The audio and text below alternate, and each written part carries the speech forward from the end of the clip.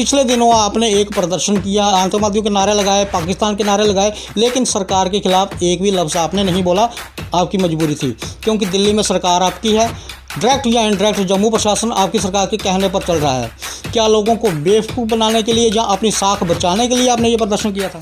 जब आप अपोजिशन में थे, थोड़ी सी भी महंगाई हो जाती थी, आगजनी, उग्र प्रदर्शन, जेल भरो आंदोलन।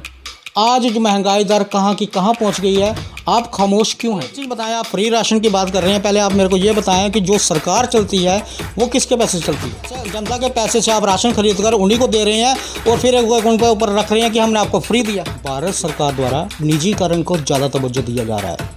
गवर्नमेंट सेक्टर के हाथ बीले करके प्राइवेट सेक्टर के हाथों में थमाया जा रहा है।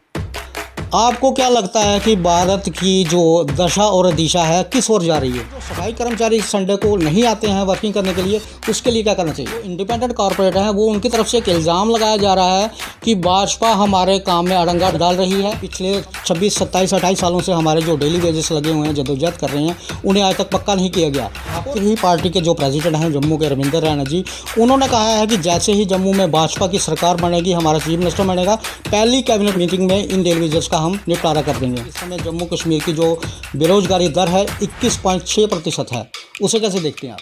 हिंदुस्तान के 100 शहरों को स्मार्ट सिटी बनाया जा रहा है, जम्मू कश्मीर भी उसमें शुमार है। तो पहले लोगों की जो मूलभूत सुविधाएं हैं, पानी हो गया, बिजली हो गया, गली हो गई, नाली हो गई, उन्हें दुरुस्त करने की जरूरत है। धर्म राजनीति में ज़्यादा लपेटा जा रहा है, ऐसा क्यों? अदर पार्टीज़ के लोग जो आपकी पार्टी ज्वाइन कर रहे हैं, पीछे भी काफ़ी सारे दिग्गज आपकी पार्टी में आए और आते ही आपने उन्हें उच्च पदों पर बिठा दिया।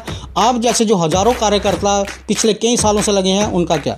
जय श्री राम का नारा सुनते ही कुछ सियासी दल तिलमिला क्यों जाते हैं? परिसमन चल रहा है, आने वाले दिनों में यहाँ पर चुनाव भी होंगे, तो आपकी क्या प्लानिंग रहेगी कि भाजपा फिर एक बार उभर कर जम्मू में निकले या जम्मू कश्मीर में निकले?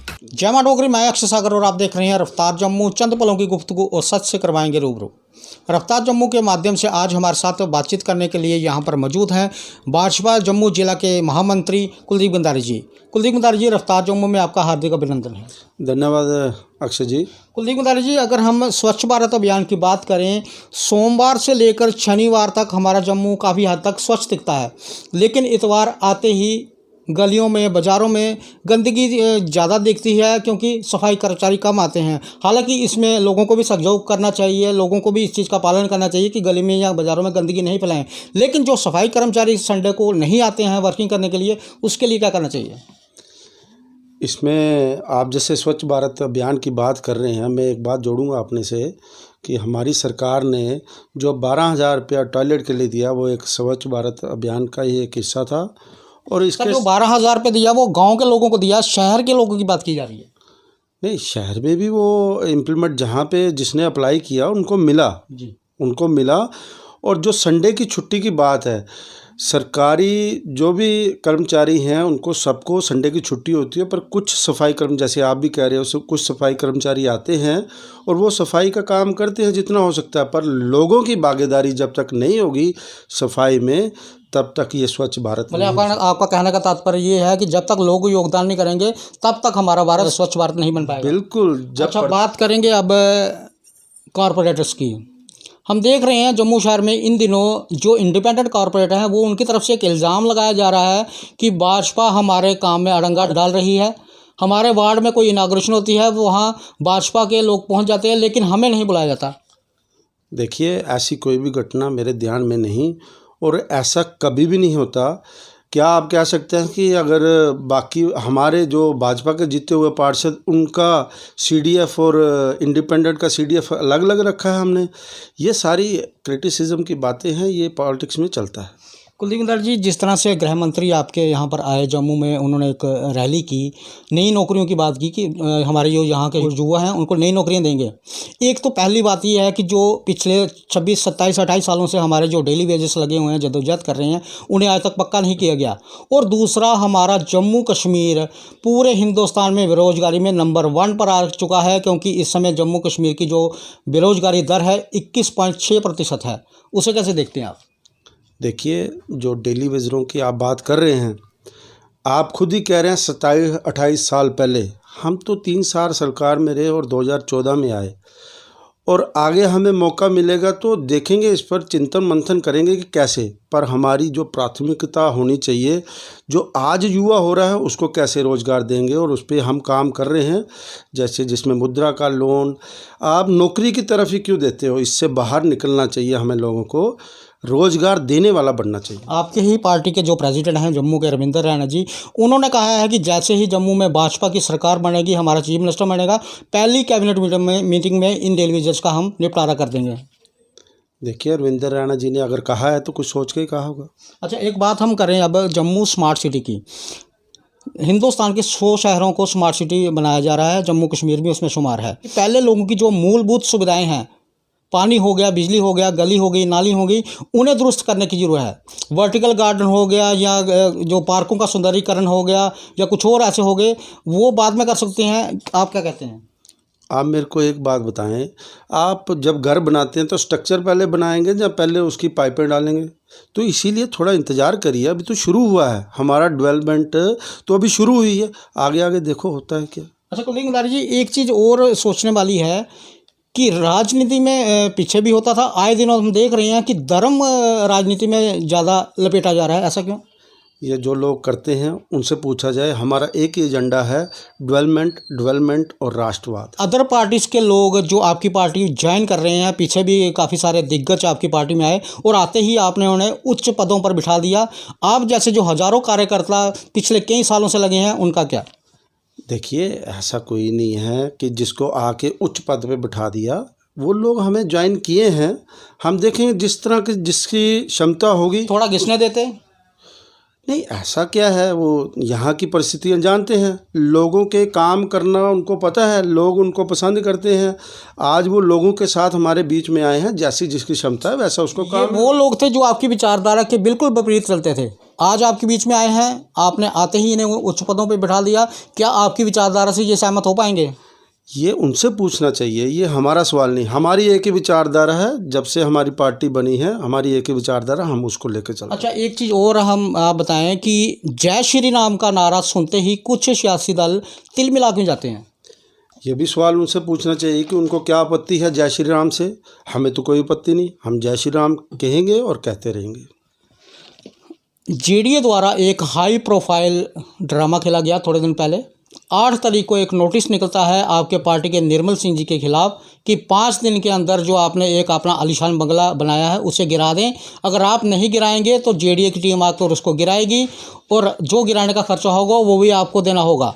लेकिन उस पर स्टे लग गया क्योंकि ये मामला पहले ही कोर्ट में था, तो फिर जेडीए को क्या जरूरत पड़ी थी ये ड्रामा करने की?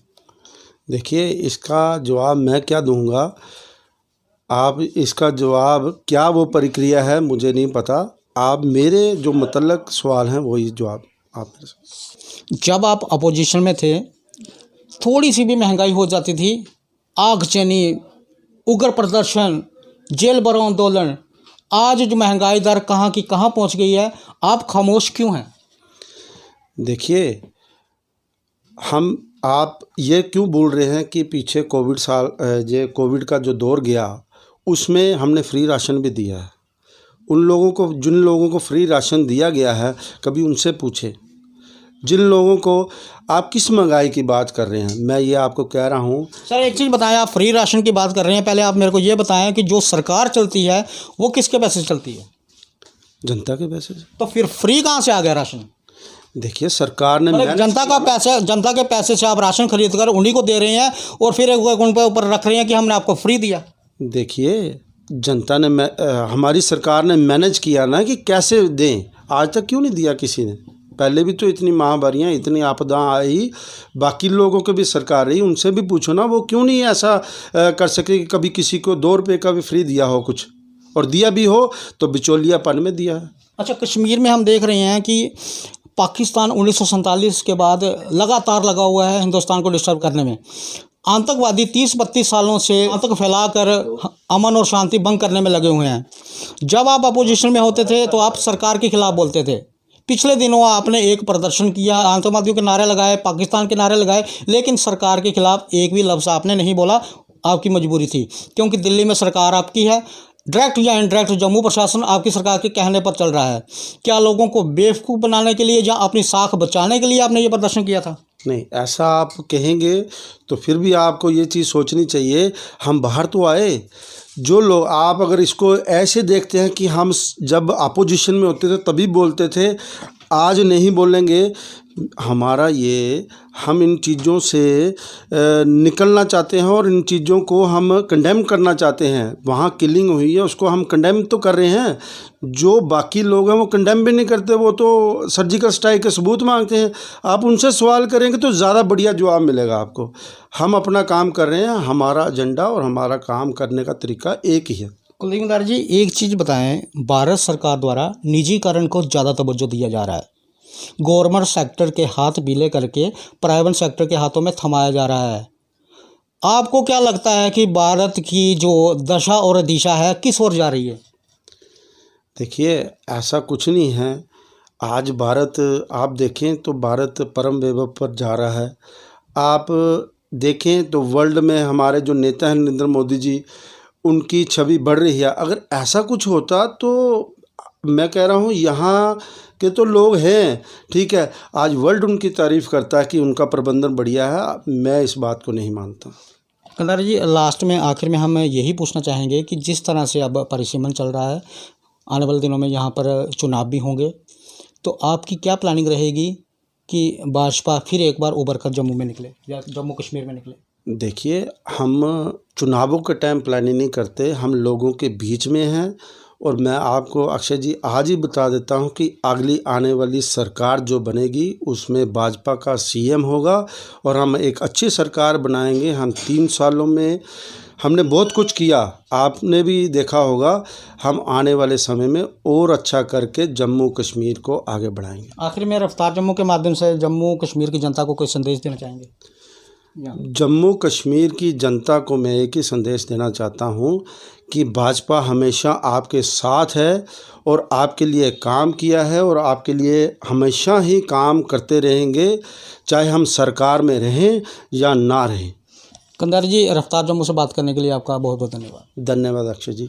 ये थे भारतीय जनता पार्टी से कुलदीप गंधारी जी। ताबड़तोड़ हमने इनसे सवाल पूछे और बड़े ही इन्होंने बेबाकी से, चालाकी से हर एक सवाल को जवाब दिया और आखिर में इन्होंने ये कहा कि भारतीय जनता पार्टी जम्मू कश्मीर के एक एक नागरिक के साथ है। जम्मू कश्मीर का विकास करना हमारा प्रथम धर्म है। आगे भी देखते रहिए आप रफ्तार जम्मू। जय जम्मू, जय भारत।